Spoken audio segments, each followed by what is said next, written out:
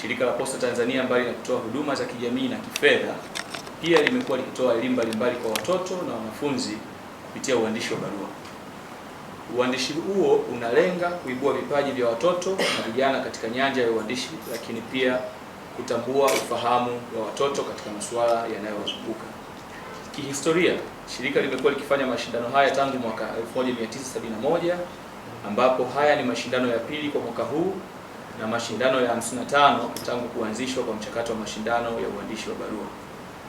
Mada ya uandishi wa mwaka huu 2025-2026 ni andika barua kwa rafiki yako, ukieleza kwa nini uhusiano wa kibinadamu una umuhimu mkubwa katika dunia inayokuwa kwa kasi ya kidijitali.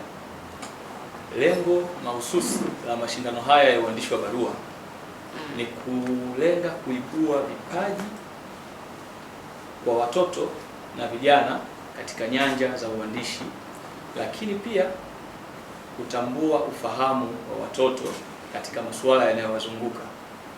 Lengo kubwa ni hilo, kwa sababu tunaona kwamba kupitia uandishi huu ambapo tunawapa theme au tunawapa mada watoto, tunajikuta kuna vitu vingi ambavyo watoto au wanafunzi wanavifahamu kuhusiana na masuala yanayowazunguka katika maisha yao ya kila siku, lakini hatujui kama wanayafahamu hayo masuala, au wakati mwingine tunahisi tuna hayo majibu, lakini kumbe tuna majibu ambayo hayafanani na mawazo yao halisia. Kwa hiyo tunakuta hatuwahusishi katika mipango madhubuti ya kuleta mabadiliko katika mazingira yao wanayoishi nayo kila siku.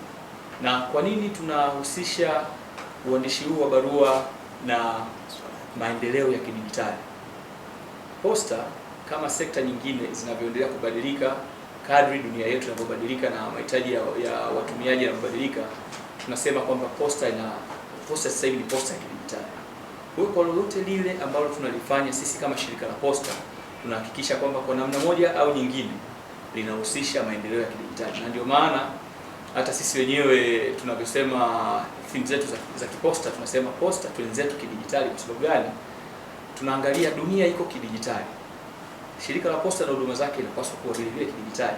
Na ndio maana ukiangalia kama sisi shirika la Posta sasa hivi unaweza kukaa nyumbani kwako na uka access huduma zetu kupitia simu yako ya mkononi.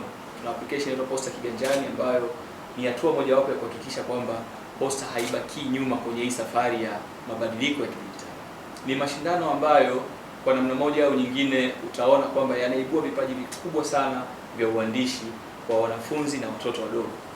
Nikirudi nyuma mwaka 2003 tulikuwa na mshiriki kutoka Mwanza. Yule mwandishi aliandika barua nzuri sana ambayo ilishindanishwa duniani na waandishi wengine wa waandishi wa barua.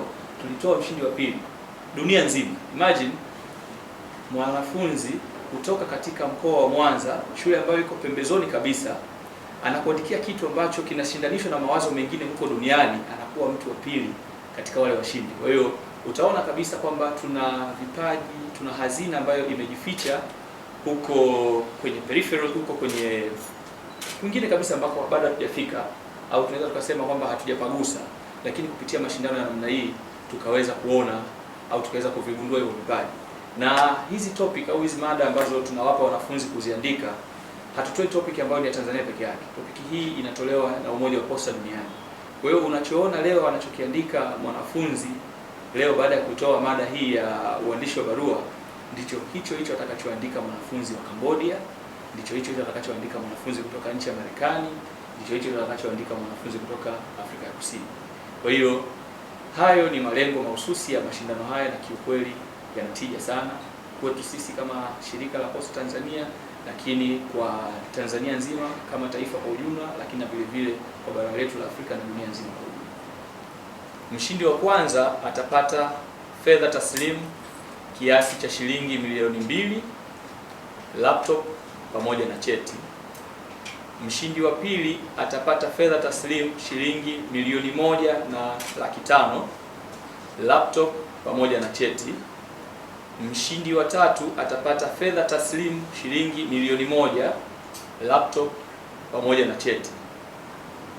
Barua ya mshindi wa kwanza itawasilishwa kwenye makao makuu ya Umoja wa Posta Duniani, ambapo barua hiyo itawakilisha nchi yetu ya Tanzania katika shindano la kimataifa la uandishi wa barua. Pia Umoja wa Posta Duniani utatoa zawadi za medali na vyeti: medali ya dhahabu kwa mshindi wa kwanza, medali ya fedha kwa mshindi wa pili na medali ya shaba kwa mshindi wa tatu. Mshindi wa medali ya dhahabu atagharimiwa safari ya kwenda makao makuu ya Umoja wa Posta Duniani huko Bern nchini Uswizi, ambako ndiko atakapokabidhiwa zawadi zake.